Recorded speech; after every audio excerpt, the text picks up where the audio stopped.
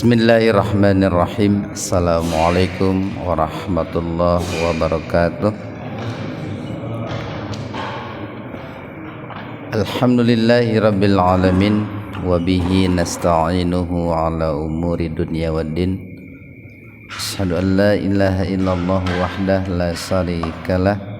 Wa asyhadu anna muhammadan abduhu wa rasuluh. Amma ba'd. Hadirin ikhwatu iman, jemaah Majlis Tafsir Illyin yang mudah-mudahan ridha Allah, cinta Allah senantiasa Allah limpah curahkan kepada kita semua. Amin ya Allah ya rabbal alamin. Kajian tafsir di Majlis Tafsir Illyin pada kesempatan ini membahas surat An-Nisa ayat 144,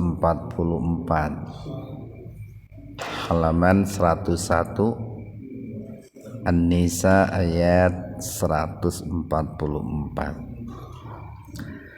Jika dalam ayat sebelumnya telah kita sampaikan bahwa orang-orang munafik ini adalah orang-orang yang mudzabdabin, ya. Mudabdabin itu adalah orang-orang yang ragu, ya. Orang-orang yang bimbang, ya. Orang-orang yang tidak punya pendirian, tidak punya prinsip. Mereka akan berada di pihak yang kira-kira dunia mereka diuntungkan gitu. Jadi di mana dunia mereka itu merasa diuntungkan, disitulah orang munafik itu akan berkumpul, disitulah orang munafik itu akan berpijak, karena orientasi hidup mereka kan dunia gitu. Mereka tidak punya orientasi hidup untuk meraih kebahagiaan akhirat. Kadang mereka berada di barisan orang-orang beriman, tapi kadang juga mereka berada di barisan orang-orang kafir. Kalau dalam istilah ini ibarat ilmu bangkong gitu, ilmu kodok kan begitu. Kodok itu di mana saja merasa dirinya diuntungkan, di situ dia akan nongkrong gitu. Itu kan kodok itu seperti itu. Nah, maka di ayat 144 ini Allah berfirman yang khitabnya itu, perkataan Allah itu ditujukan kepada kita, orang-orang yang beriman. Dan ini sebuah bentuk kasih sayang sekaligus peringatan dari Allah untuk kita orang beriman. Jadi ketika kita diingatkan oleh Allah, terlebih-lebih melalui sebuah panggilan yang begitu hangat gitu ya, sebuah panggilan yang penuh dengan kasih sayang, itu merupakan sebuah penghormatan dari Allah Subhanahu wa ta'ala untuk kita orang-orang beriman. Ya ayyuha, wahai sekalian. Ini ya ayyuha ini harfun nida, ya, huruf panggilan untuk satu, biasanya bentuk plural gitu ya. Yang kedua jarak jauh, Pak, ya. Beda dengan ya, nah itu kalau ya itu jarak dekat itu. Kemudian yang ketiga di dalamnya itu ada sebuah peringatan itu. Ada hak tanbih di situ. Hak yang berfungsi untuk menunjukkan peringatan, dan tentu saja kalau disebut peringatan di dalamnya itu ada bahaya yang harus kita waspadai, yang harus kita hindari. Alladzina, orang-orang yang amanu, beriman. Wahai sekalian orang-orang yang beriman. Nah, di situ yang memanggil tentu adalah Allah Subhanahu wa ta'ala. Yang dipanggil adalah kita orang-orang yang beriman. Adapun isi panggilannya itu adalah isi seruan Allah itu adalah la, janganlah gitu Pak.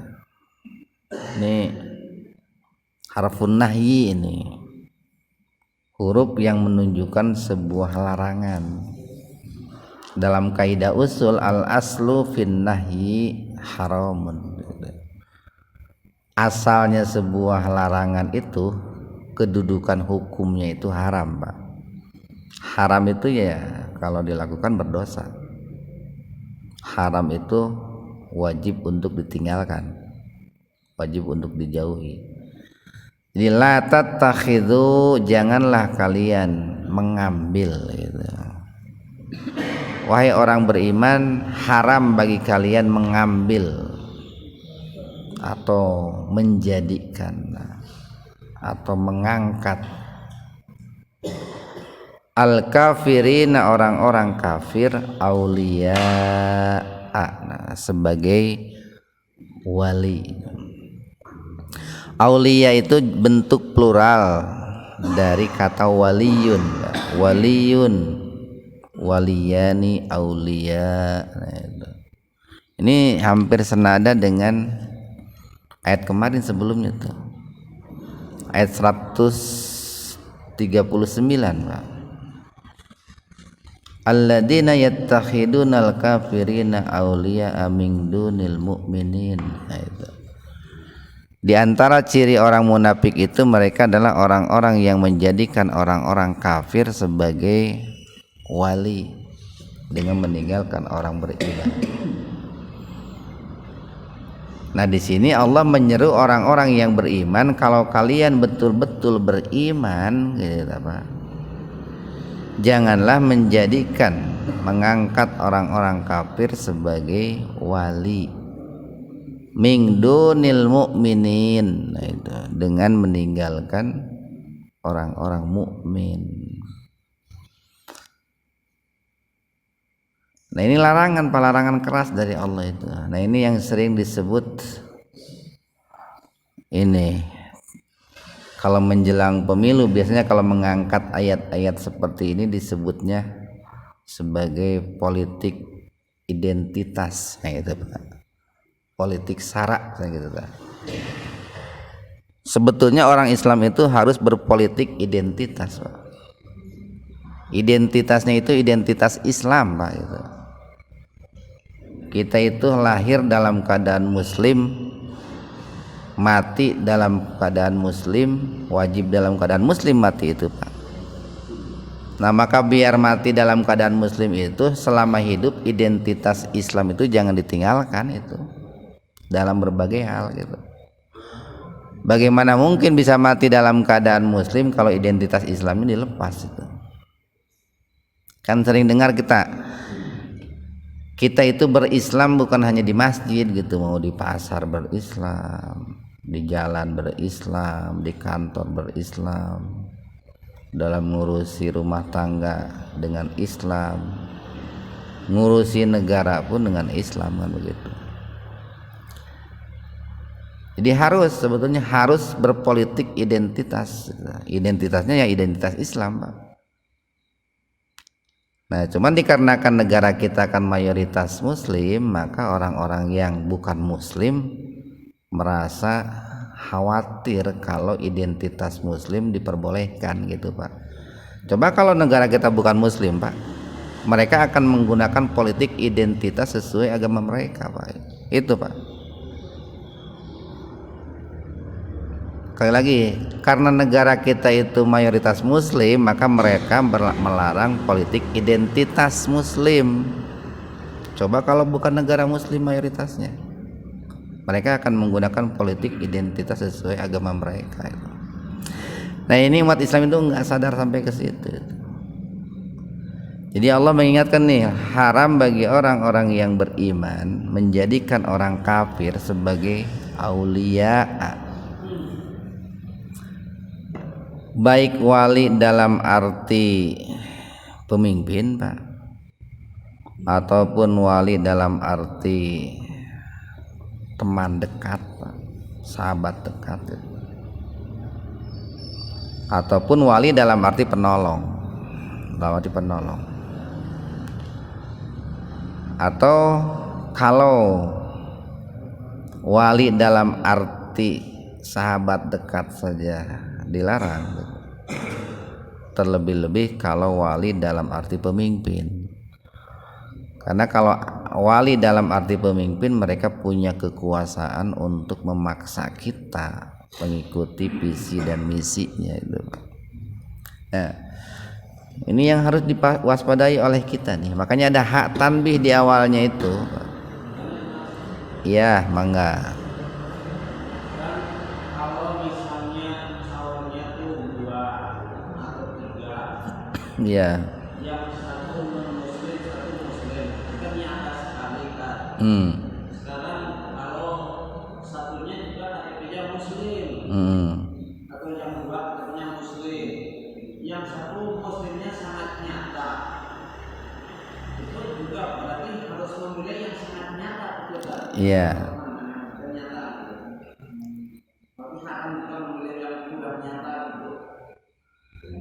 Ya, jadi makanya ada istilah begini. Kita itu memilih, kalau bisa memilih pemimpin yang terbaik dari yang baik gitu, Pak. Itu Pak ya. Idealnya memilih pemimpin yang terbaik dari yang baik. Katakanlah tadi contohnya yang dua-duanya muslim lah. Itu kan udah baik ya. Carilah yang terbaik dari keduanya itu. Tapi ada juga umpamanya yang satu muslim, yang satu bukan muslim. Berarti itu memilih pemimpin yang baik dari yang terburuk gitu, Pak. Gitu. Ada 2 tingkatan tuh. Terbaik dari yang baik dari yang buruk. Nah gitu. Itu cuman kan perlu ilmu itu. Perlu ilmu, perlu juga menelusuri bagaimana historiografi berbagai hal. Kan kalau disebut historiografi itu kan berbagai hal terkait dengan orang-orang yang akan menjadikan pemimpin itu.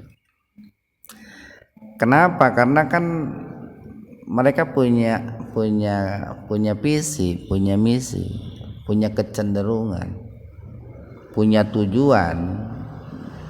Ya seperti kita lah Pak, orang-orang beriman kan dalam hidup punya tujuan. Punya tujuannya itu untuk memberikan jalan keselamatan kepada orang lain selain kita, umat Islam. Ya, orang-orang di luar muslim pun punya tujuan. Di antara tujuannya ya kebalikan dari tujuan kita, Pak. Kalau orang muslim ingin mengislamkan mereka, kalau orang luar muslim ya ingin mengeluarkan Islam, umat Islam dari agamanya. Nih diingatkan oleh Allah nih, aturiduna, iradah itu Pak, A-nya itu hamnya istifham, itu istifham ingkari, itu sebuah bentuk pertanyaan dalam rangka menyindir gitu Pak. Apakah turiduna, kalian menginginkan, ang taj'alu, kalian menjadikan, lillahi, untuk Allah, alaikum, atas kalian. Kalau menggunakan alaikum di situ ada musibah Pak, ada bencana di situ. Sultanan, sebuah sultan, sebuah hujah mubina, yang sangat nyata. Jadi apakah kalian menginginkan, wahai orang-orang beriman, Allah memiliki alasan yang nyata untuk menimpakan hukuman itu, untuk menimpakan sanksi azab terhadap kalian atas tindakan kalian itu gitu. Jadi dalam kalimat ini Pak nih, ini menunjukkan sebuah isyarat bahwa ketika orang-orang beriman menjadikan orang-orang kafir sebagai wali, maka itu cukup bagi Allah menjadi sebuah alasan untuk menghukum orang-orang beriman gitu Pak. Jadi supaya Allah tidak dituduh sebagai zat yang melakukan kezaliman. Jadi ketika ditanya kenapa Allah menghukum orang-orang beriman, ya kan ente gitu ta. Ente yang salah langkah gitu. Saya itu menghukum kalian karena ente sudah mengambil orang kafir sebagai wali. Itu Pak. Apa hukuman Allah itu? Ya di dunia umpamanya umat Islam tidak punya izzah, itu tidak punya harga diri, tidak punya wibawa. Umat Islam menjadi umat yang menjadi bulan-bulanan gitu Pak ya. Umat Islam tidak punya power, tidak disegani. Itu kan hukuman di dunia Pak. Jadi banyak kekalahan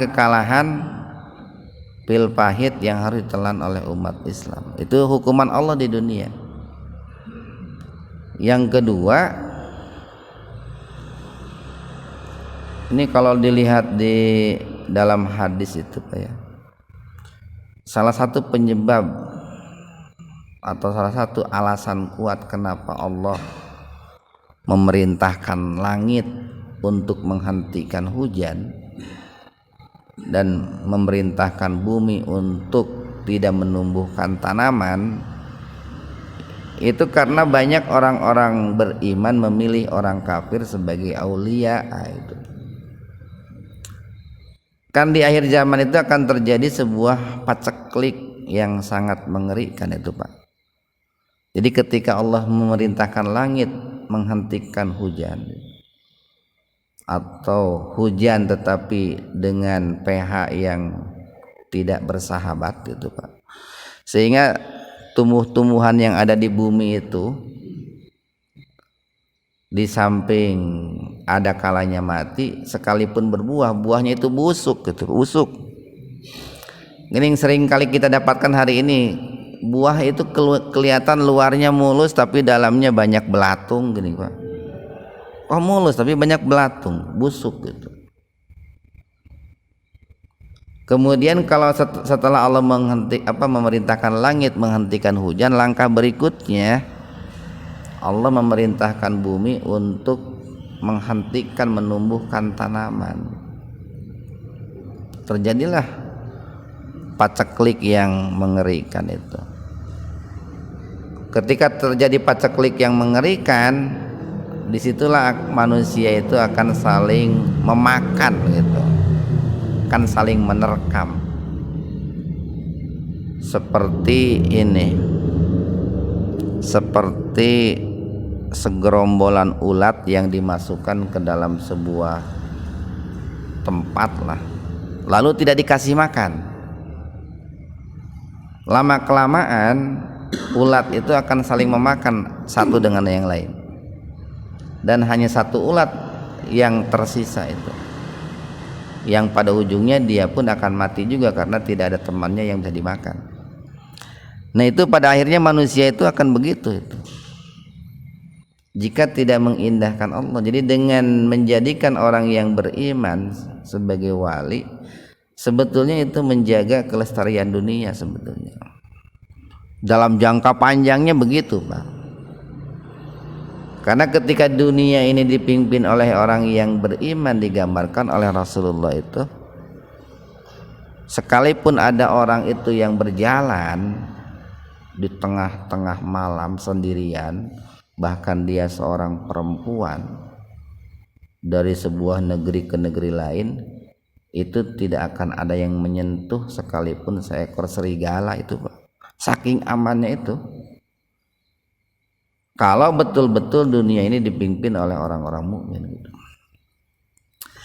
Nah di kalimat akhir diingatkan nih, jadi sekali lagi Allah mengingatkan, apakah kalian itu ingin membuat alasan yang kuat bagi saya untuk menimpakan hukuman kepada kalian.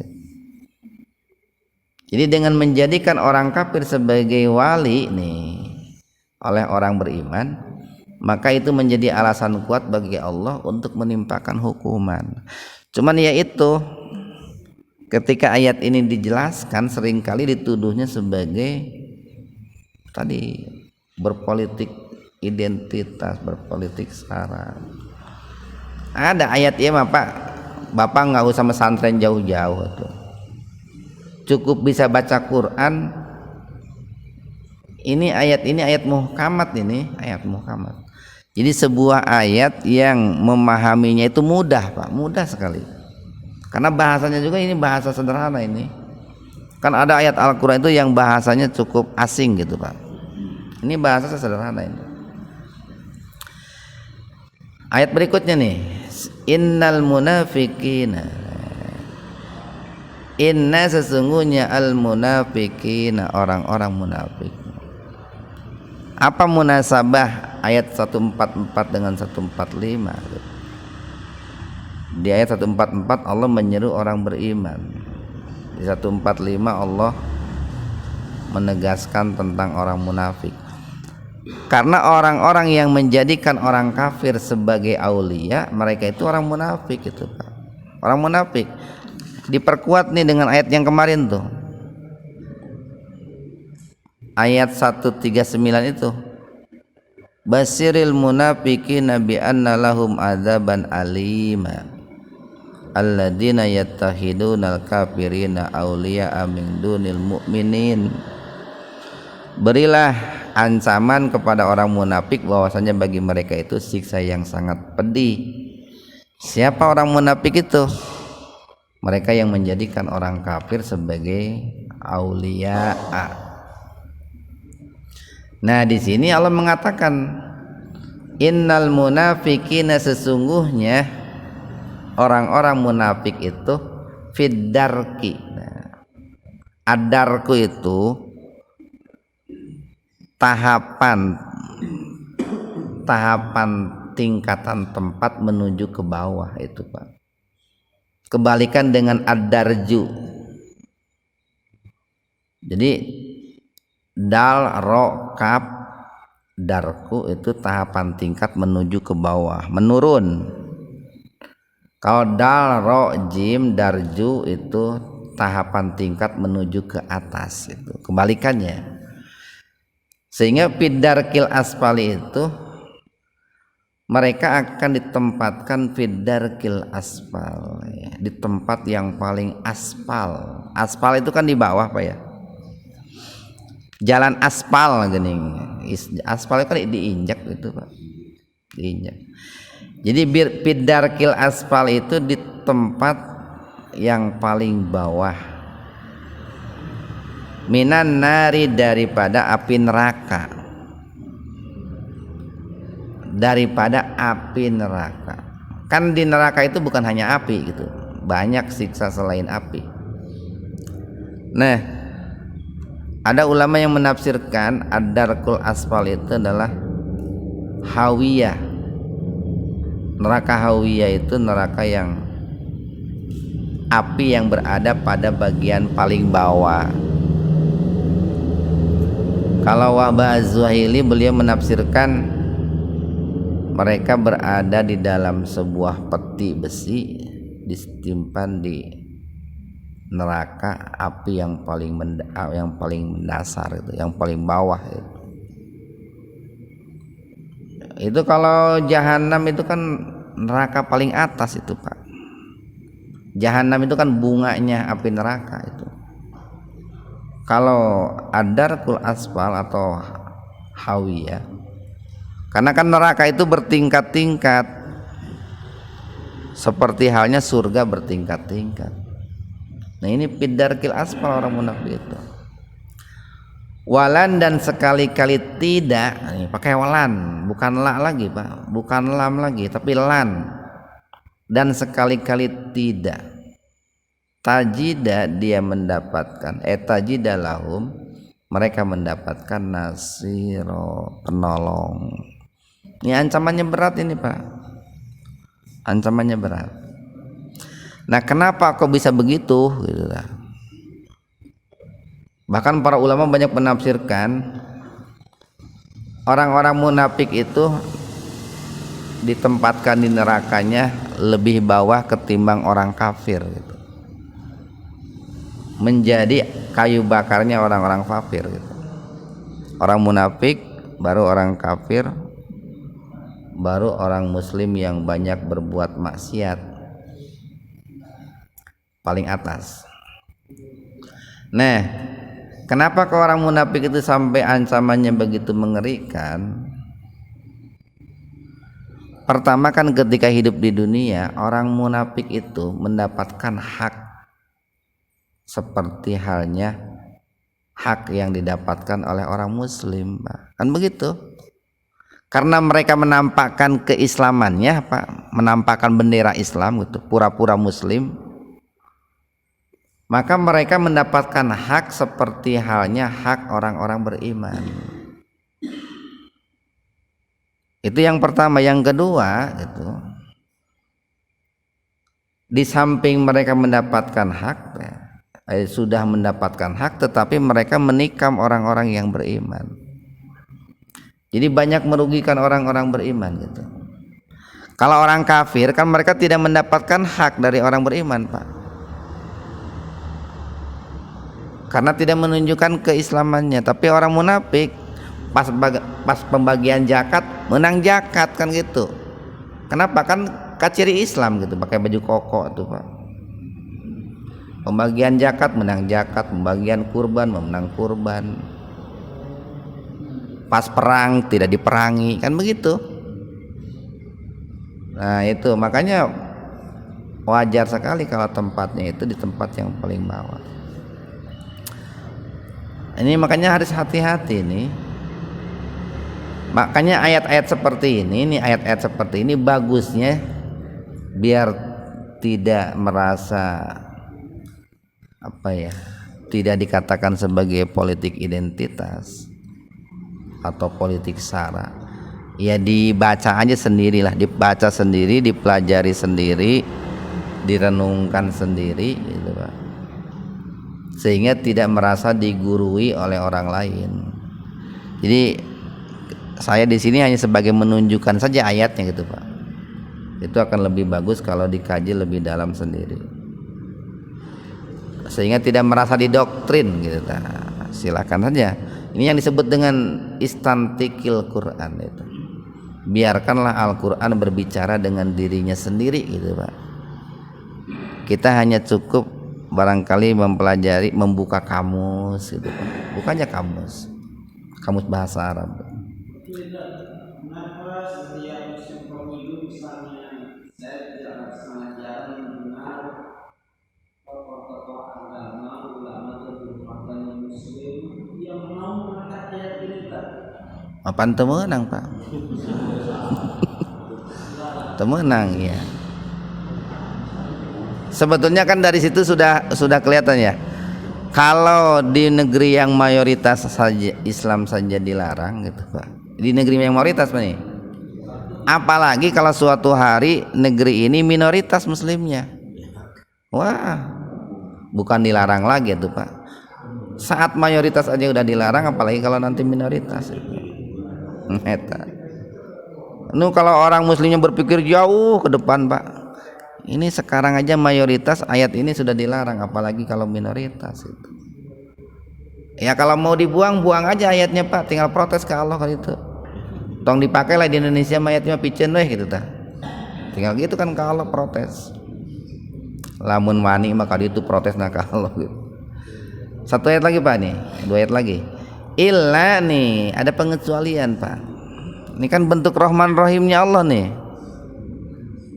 Illa kecuali alladzina, orang-orang yang, maksudnya orang-orang munafik yang tabu, bertaubat.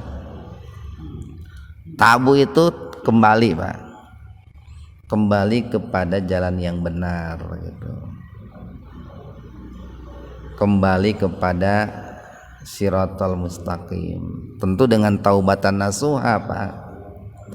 Taubatan nasuhanya itu adalah dengan cara membersihkan dirinya dari sifat-sifat kemunafikan yang sudah kita bahas itu, Pak. Itu tabunya begitu, taubatnya itu. Wa aslahu, dan berbuat islah, melakukan perbaikan.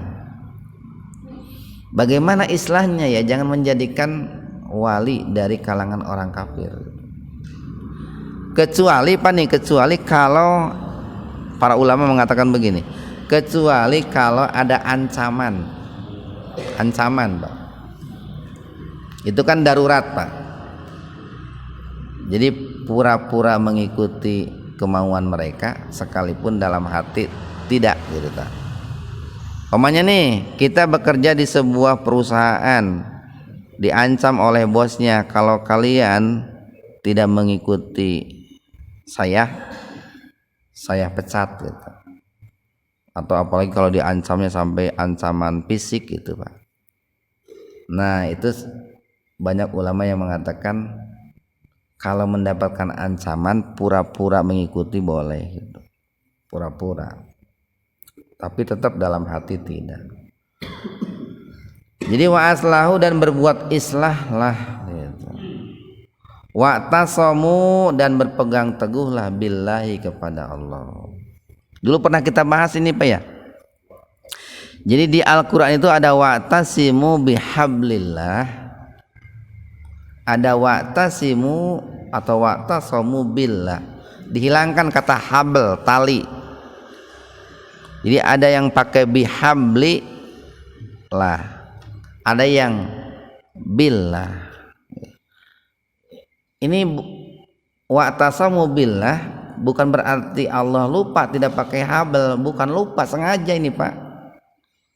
Jadi kalau di Ali Imran ayat berapa tuh? Wa'tasimu bihablillahi jami'a wa la tafarraqu. Ada hablunnya. Karena kan di sebelumnya nih, kalau jadi wa'tasamu bihablillah, kalau wa'tasamu bihablillah itu berpegang teguh kepada tali Allah, maksudnya kepada Al-Quran dan Sunnah. Itu berkaitan dengan hal-hal yang sifatnya ini, Pak, keilmuan atau dasar keilmuan. Kalau wa'tasamu billah, berpegang teguh kepada Allah, itu berkaitan dengan hal-hal yang sifatnya tuntutan duniawi. Kan tadi kita sampaikan bahwa orang-orang munafik itu, kenapa mereka munafik, Pak? Karena orientasi hidup mereka dunia. Mereka takut kehilangan dunia. Maka Allah ingatkan wa'tasamu billah, berpegang teguhlah kepada Allah, berserah diri, bertawakal gitu, Pak. Itu. Jadi kalau wa'tasamu billah itu berkaitan dengan tuntutan jasmaniah kita. Kita harus berpegang teguh kepada Allah. Kalau wa'tasamu bihablillah, pakai habal nih, berkaitan dengan tuntutan rohani kita. Kita harus berpegang teguh kepada Al-Quran dan As-Sunnah. Atau berawal dari wa'tasamu bihablillah, endingnya itu adalah wa'tasamu billah. Awalnya berpegang teguh kepada Al-Quran dan As-Sunnah dalam rangka menjadikan kita betul-betul berpegang teguh kepada Allah gitu, Pak. Yang itu diantaranya itu tadi berserah diri, bertawakal gitu, Pak, sepenuhnya kepada Allah. Jadi itu yang ketiga, Pak. Yang pertama tabu, bertaubat. Yang kedua islah, melakukan perbaikan. Yang ketiga wa'tasamu billah. Yang keempat nih wa akhlasu, dan berikhlas. Dinahum, dalam beragama mereka, lillahi, semata-mata karena Allah. Karena orang-orang munafik ketika beragama bukan lillah, tapi linafsihi, untuk kepentingan dirinya. Kalau merasa dirinya dirugikan dunianya, maka dia lepas baju agamanya. Tapi kalau merasa diri keuntungan dunianya diuntungkan, dia pakai baju Islamnya itu, Pak. Wah, ya bakal ketemu ya yang jamaah muhajirin, dipakai baju Islamnya, Pak, biar kelihatan muslim banget gitu. Sugan we gitu ta. Lamun pakai baju koko, kopea, sorban mah orang muhajirin percayaan gitu. pisah we ti jamaah muhajirin kumpul jeung nu lain, lepas deui we. Itu kan mereka beragama itu bukan lillah tapi untuk ambisi dirinya. Nah, jadi bagi orang-orang yang bertaubat, melakukan perbaikan, berpegang teguh kepada Allah, ikhlas dalam menjalankan agama, dijamin nih oleh Allah nih.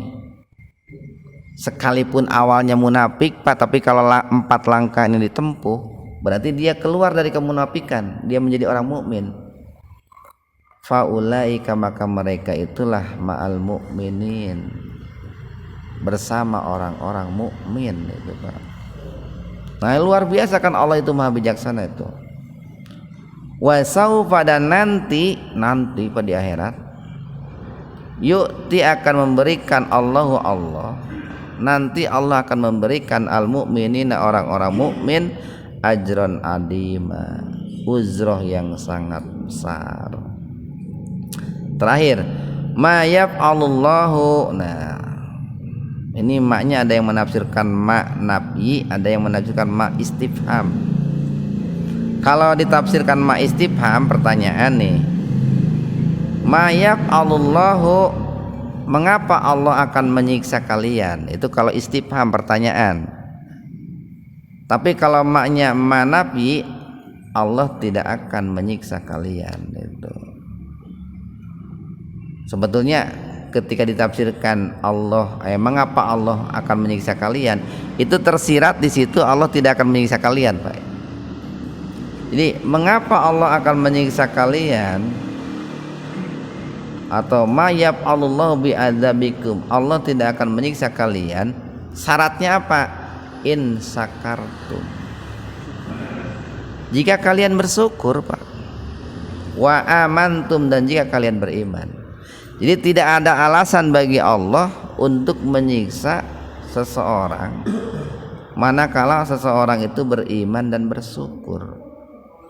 Ya, bentuk iman dan syukurnya itu ya tadi, membersihkan diri dari kemunafikan.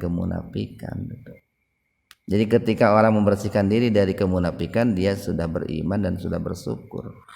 Maka tidak ada alasan bagi Allah untuk menyiksa mereka, untuk menghukum mereka. Tapi ketika manusia itu munafik, kebalikannya itu tadi, aturiduna an taj'alu lillahi alaikum sultanan mubina. Allah punya alasan kuat untuk menghukum mereka, Pak. Wa kana Allah, dan adalah Allah sakiran, sakir, dat yang maha pandai bersyukur, maha pandai berterima kasih. Bentuknya itu apa? Ya Allah, kan kita sholat, barusan sholat subuh berjamaah 10 menit. Karena Allah pandai bersyukur, Allah berikan 27 derajat itu, Pak. Coba lamun orang nih, Pak, ada orang kerja sama kita 10 menit, wanita mere 27 derajat, Pak. Mere derajat ge beratnya, Pak. Iya, 27 derajat itu, Pak. Satu ayat kita baru hari ini nih, pagi ini mengkaji 1, 2, 4 ayat. Itu sebanding dengan 4 ekor unta ini, Pak. Senilai 4 ekor unta. 4 ekor unta itu katakanlah 100 juta weh. Diambil murahnya 1 ekor 25 juta. Berapa menit? 30 menit, Pak. Ada nggak di dunia orang yang berani bayar orang lain bekerja 30 menit 100 juta? Hese tuh, Pak. Makanya Allah itu sakir, dat yang maha pandai berterima kasih, alima, dan dat yang maha mengetahui. Nah, mudah-mudahan ada manfaatnya untuk kita semua. Subhanakallahumma bihamdika, asyhadu an la ilaha illa anta, astaghfiruka wa atubu ilaih. Assalamualaikum warahmatullahi wabarakatuh.